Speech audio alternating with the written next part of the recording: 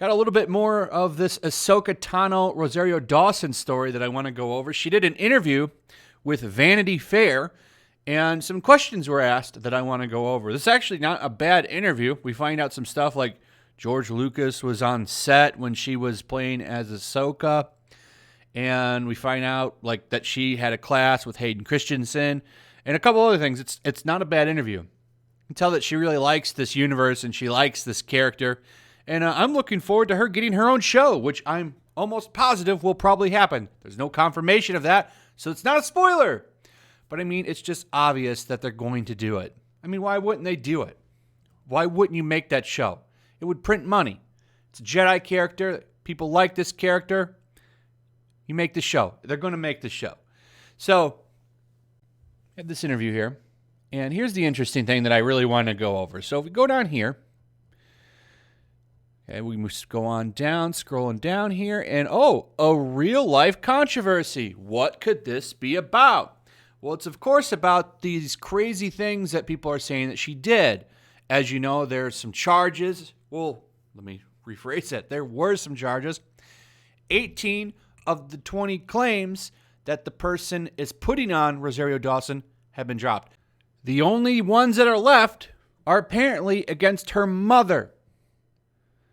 That somehow is Rosario Dawson, though. It's so crazy. Because here's the thing. Like, these people on Twitter have been trying to cancel her since 2019. And they've based it all on this allegation. No getting Rosario Dawson's side. No really need for evidence. We're just going to base it all on the word of this person we don't know.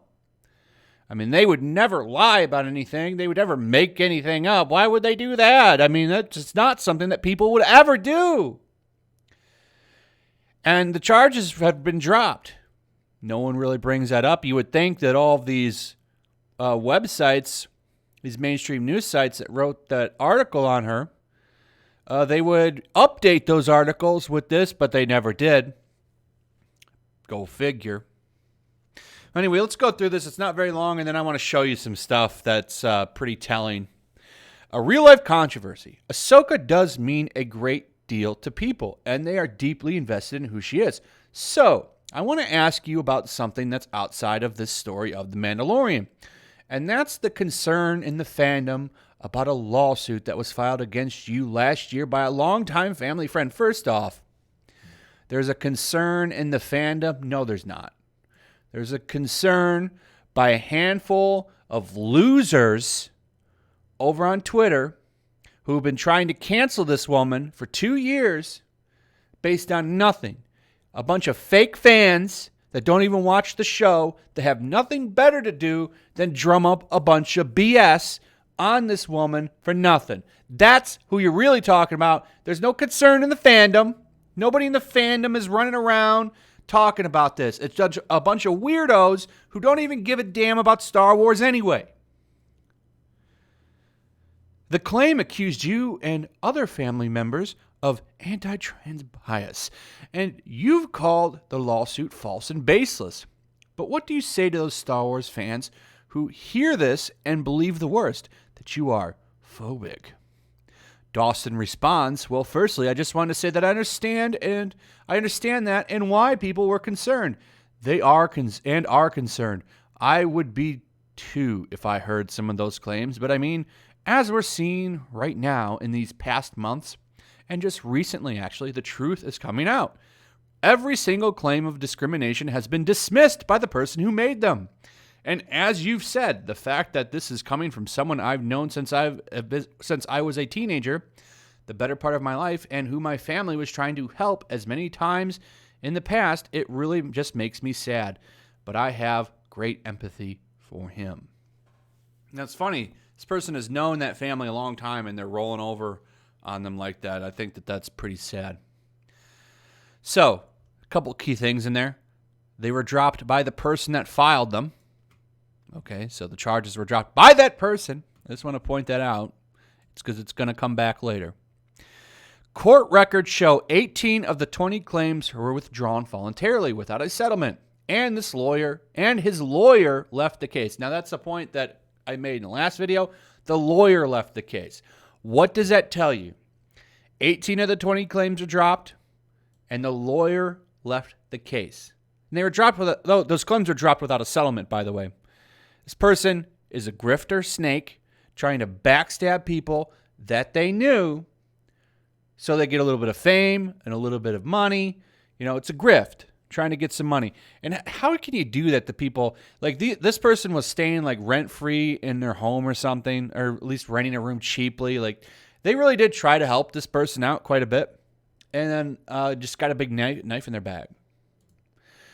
So I think the lawyer leaving the case really should have said something to a lot of people, but, of course it doesn't. 2 counts remain alleging a physical altercation, and a judge will rule on whether that can move forward next month. Bet you it doesn't. Bet you the judge drops it. There are people that would say, well, this is just another example of a wealthy, famous person overpowering the system. So what would you say to those people who are unconvinced both about this case and about what you actually believe about these people? Dawson says the reason that all of the discrimination claims are dropped is because they didn't happen. I was raised in a very inclusive and loving way, and that's how I've lived my entire life. I've always used my voice to fight for, lift up, and empower these communities. And I use my platform to channel trans voices in fiction and nonfiction work that I've produced and directed. So I feel the record is really clear. Okay, so that's everything right there. And I think that should sum up a lot of stuff. The fact that the charges have been dropped and the fact that the lawyer left should really be telling. And when that judge rules on the final 2 pieces, I bet you he drops them, by the way. I don't think there's anything other than the allegations by the person involved here against the Dawson family. I don't think there's any evidence. Pretty sure it's all going to be dropped. And as you can see, these people over on Twitter, they're not going to drop it. So this post was made by a Star Wars account clipping the interview that I just read you. And let me show you what people are coming in and saying. So you got this person right here saying she committed felony assault. Drop charges are not exoneration. So it doesn't matter if the charges get dropped or not. You could still be guilty. That's right. That doesn't matter. It never ends. We just don't want to admit we're wrong. I don't know. This is really messed up. So it doesn't matter at Disney, at Dave Filoni. Just because charges get dropped doesn't mean she's innocent. What? Okay. You see what we're dealing with here? All right. It doesn't end. And you got people in here actually, defending this person in green, but a lot of people are slamming the stupid opinion. But it doesn't end there. There's a couple more people. First of all, the cis people in the replies talking about cancel culture and speaking over trans people are not it. It's not cancel culture. Rosario has allegedly assaulted someone, and if the claims are true, that makes her a phobe. It's not effing cancel culture, but it is cancel culture.